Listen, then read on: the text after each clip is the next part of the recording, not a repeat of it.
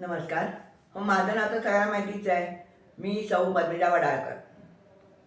मी भाषेचा व्यय कसा होतो त्याच्यावरती सांगणार आहे. अर्थात माझं एकदा दोनदा सांगून झालेलं आहे, परंतु आता नवीन मेंबर्स बरेच आहेत आज इथे, त्यामुळे मी त्यांना कळावं म्हणून मी त्याप्रमाणे सांगते आहे. परत मी फेसबुकवरती एक किस्सा वाचला की त्याच्यामध्ये एक जावई असतो, त्याची बायको कानडी असते आणि तो मराठी असतो, ब्राह्मण. पण शब्दांचा व्यय म्हणजे असा की तिथे काहीतरी मला वाटतं जावई बापूला इथे कानडीमध्ये अळ्या का काहीतरी म्हणतात. तर तो जेवायला बसला होता जावई बापू, तर ते जेवायला बसला की सासूबाई वाढायला आल्या. सासूबाईने विचारलं अळ्या, तर त्यांनी विचारलं जावई बापू काय वाढू का, तर त्याला जावायला असं वाटलं की काहीतरी अळ्या आहेत वाटतं पानामध्ये, सासूबाईंना दिसल्या म्हणून त्या म्हणतात की अळ्या आहेत असं. पण त्याला माहिती नव्हतं की जावई बापूला अळ्या म्हणतात. तर तो काय करायला पानानं उठून चालला गेला घरी त्याच्या, आणि मग घरी जाऊन जेवला. तर हा असा भाषेत काय होतं. तर आळ्या म्हणजे काय, तर कानडीमध्ये आळ्या म्हणजे जावई बापू, मराठीमध्ये जावई बापू त्याचा अर्थ होतो. तसंच माझ्या बाबतीत झालेलं. पहिल्यांदा मी 1972ला लग्न होऊन जे आले ती मी छोटा उदेपूरला होते, म्हणजे गुजरात आणि MP ची सरहद्द.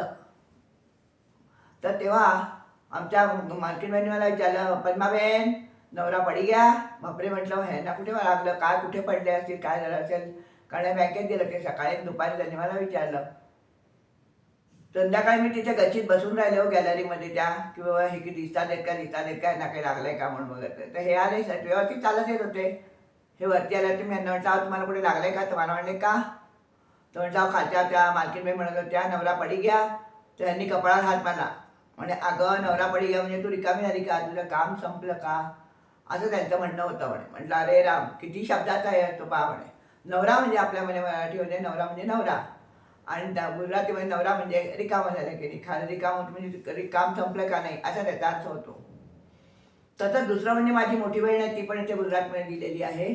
तर तिथेही लग्न ठरलं होतं, आणि त्याच्यामध्ये काय झालं की त्यांची जी सख्खी काकी माझ्या मिळण्यांची, ती आमची इकडून मावशी लागत होती, सख्खी माझ्या आईची सख्खी आत्तेबाई.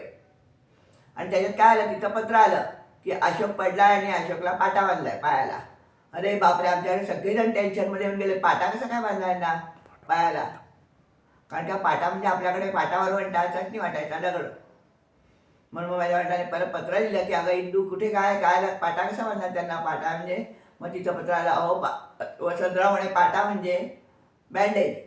म्हटलं अरे बापरे, असा एखाद्याचा अर्थ म्हणजे इतके तेव्हा भाषेत होतं. तसंच माझी मुलगी मोठी झाली आणि तिला आम्ही शाळेत घातलं. तर शाळेमधनं येताना एक गाय मेली होती फुटपाथवरती. ती घरी आला, म्हणते आई आई एक गोष्ट सांगू. म्हटलं काय झालं, तर म्हणे आज एक गाय मरली होती म्हणे. म्हटलं अगं मरली नाही, मेली होती असं म्हणा. म्हटलं म्हणे मराठीमध्ये मेली होती असं म्हणा.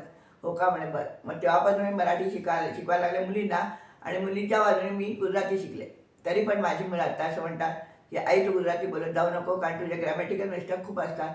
त्यामुळे मी गुजराती बोलणं म्हटलं समोरच्याला समजतंय ना, बरं तेवढं पुष्कळ झालं म्हटलं. नमस्ते, धन्यवाद.